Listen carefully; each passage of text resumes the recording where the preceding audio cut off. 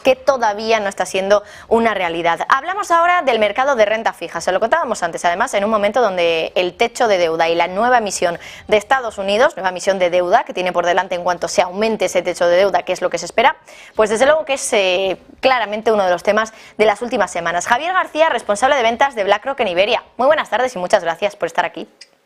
¿Qué tal? Buenas tardes. Espero que estéis muy bien y muchas gracias por contar con BlackRock. Muchísimas gracias a vosotros por estar aquí en Negocios Televisión. ¿Cuáles son, Javier, los desafíos que enfrentan los inversores en unos tiempos complicados como los actuales y cómo podemos abordarlos a través de estrategias en bonos, en renta fija?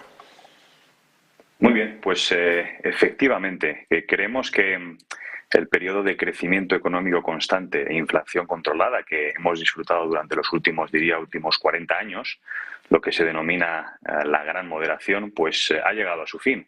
Y en su lugar empezamos ahora un nuevo régimen con mayor volatilidad macroeconómica, limitaciones por el lado de la oferta, mayor inflación y bancos centrales subiendo tipos para combatir esa inflación independientemente del daño que puedan causar al crecimiento económico.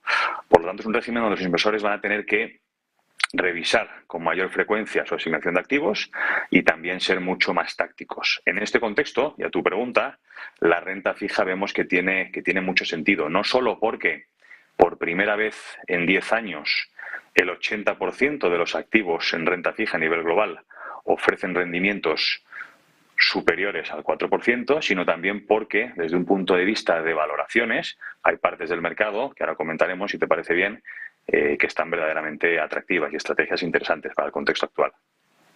Efectivamente, esa va a ser un poco la siguiente pregunta, Javier. ¿Qué recomendaciones estáis ofreciendo ahora a los inversores que están buscando reevaluar ese papel de los bonos en sus carteras? ¿En qué tipo de bonos se tienen que fijar? ¿Soberanos, corporativos? ¿En qué sectores? ¿En qué países? Sí, pues toca, con tu pregunta, toca efectivamente repensar el rol de la renta fija en cartera. Y te diría que dos son los principales puntos que debemos tener en cuenta para esa reevaluación. Por un lado, es una realidad, lo que comentaba al principio, que estos rendimientos son un regalo para inversores, pero por otro lado, como se vio el año pasado, la deuda pública, principalmente deuda pública a largo plazo en Estados Unidos, entre otras, pues ha dejado de actuar como un activo refugio, un activo diversificador. Así que toca repensar el rol de la renta fija en cartera. De ahí que, por ejemplo, nosotros, y a tu pregunta específica, pues en deuda pública pues tengamos un posicionamiento mixto, te diré en estos momentos, puesto que estamos sobreponderados en lo que vienen siendo bonos ligados a la inflación, al entender que los mercados están aún, a pesar del último dato que hemos visto hoy, ¿no?, están aún infravalorando la inflación. Por otro lado, favorecemos el tramo corto de la curva americana frente a los tramos largos, y en el caso de la deuda pública zona euro, pues mantenemos una infraponderación. Pero en crédito, sí es verdad que ahí es donde estamos reforzando quizás nuestra sobreponderación.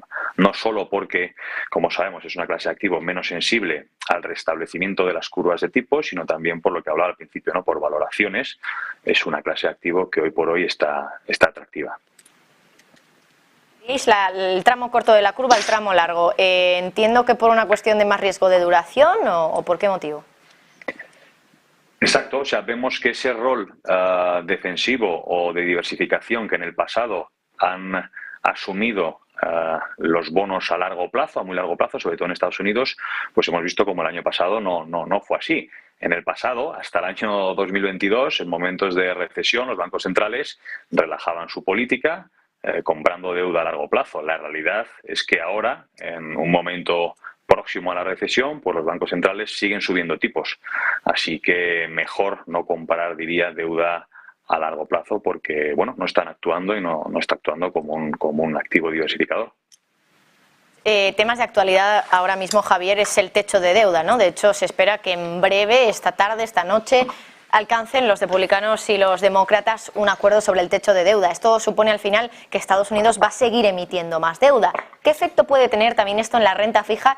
Y teniendo en cuenta que esto es bastante probable que ocurra, que hay estimaciones que apuntan a que de aquí a finales del tercer trimestre se podrían emitir prácticamente $1 billón de bonos de Estados Unidos, ¿cómo puede afectar esto a nuestra estrategia de renta fija? Bueno, es verdad que no es la primera vez que nos encontramos con esta situación y sí confiamos en que finalmente se llegue a un acuerdo, pero no cabe duda que es un elemento más, es un riesgo más a tener en cuenta, un riesgo más adicional al que por naturaleza y por definición presenta la renta fija. Pero en cualquier caso, creemos que esa situación se resolverá y seguimos confiando en que la propia clase de activo, en sus distintos ámbitos, dependiendo del inversor, sobre todo el objetivo de rentabilidad y riesgo que tenga, pues sigue ofreciendo buenas soluciones. Tanto en lo que a la inversión, digamos, activa se refiere, como también, por supuesto, a la inversión indexada.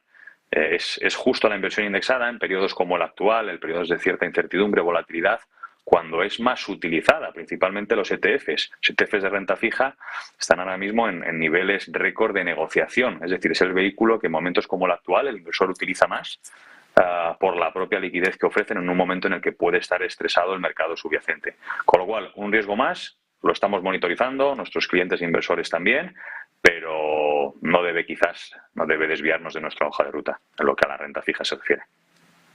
Pues Javier García Díaz, responsable de ventas para BlackRock en Iberia. Todo un placer tenerte. Muchísimas gracias por darnos esas pinceladas que tiene BlackRock de esa estrategia de renta fija y también pues poder explicarnos un poquito más exactamente qué implicaciones puede tener este acuerdo del techo de deuda. Javier, lo dicho, todo un placer. Muchas gracias. Muy bien, muchas gracias a vosotros. Buenas tardes. Bueno, pues